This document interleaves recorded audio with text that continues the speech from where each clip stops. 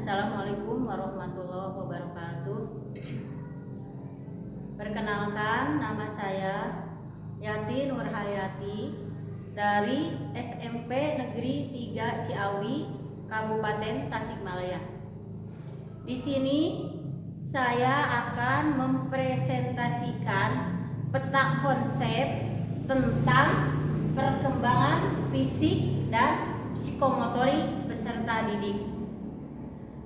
Perkembangan fisik dan psikomotorik peserta didik di sini ada 4. Yang pertama atau A yaitu pengertian perkembangan fisik dan psikomotorik peserta didik.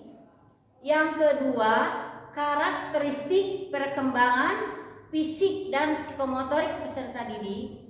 Yang ketiga, faktor yang mempengaruhi perkembangan fisik dan psikomotorik peserta didik.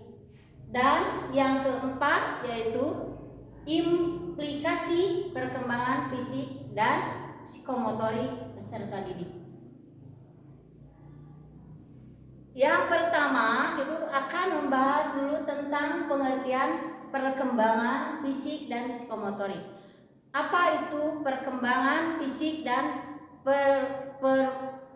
psikomotorik peserta didik? Yaitu bertambahnya kemampuan atau skill dalam struktur dan fungsi tubuh yang lebih kompleks dan pola yang teratur dan dapat diramalkan sebagai hasil dari proses pematangan. Itu tentang pengertian perkembangan fisik dan psikomotorik peserta didik. Yang kedua yaitu karakteristik perkembangan fisik dan psikomotorik peserta didik. Apa saja karakteristik perkembangan fisik di peserta didik itu? Yaitu berdasarkan rentang usia. Yang pertama yaitu karakteristik perkembangan fisik pada masa anak-anak usia 0 sampai 5 tahun. Yang kedua, karakteristik perkembangan fisik pada masa anak-anak usia 5 sampai 11 tahun. Yang ketiga, karakteristik perkembangan fisik pada masa anak-anak usia 8 sampai 9 tahun. Yang keempat, karakteristik perkembangan fisik pada masa anak usia 10 sampai 11 tahun. Yang kelima, karakteristik perkembangan fisik pada masa remaja. Dan yang terakhir adalah karakteristik perkembangan fisik dan psikomotorik pada masa dewasa.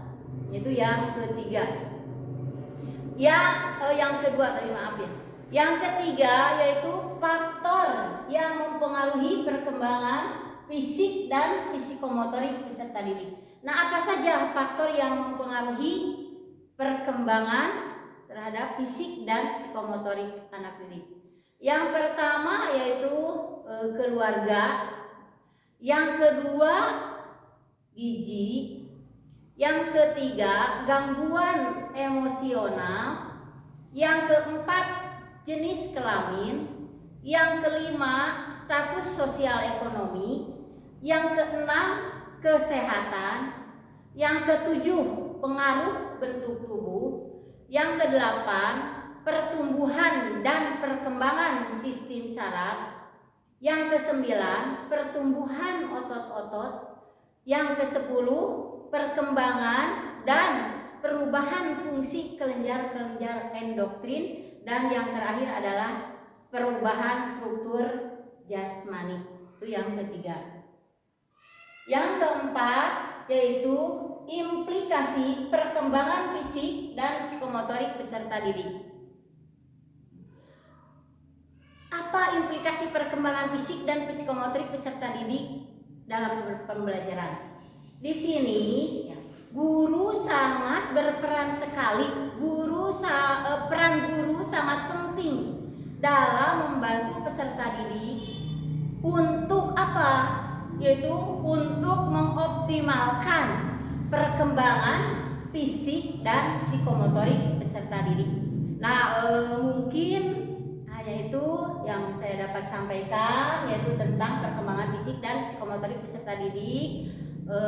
Mohon maaf apabila ada kesalahan, mungkin banyak sekali kesalahan karena saya masih dalam tahap pertama gitu ya belajar, dan mudah-mudahan ada manfaatnya.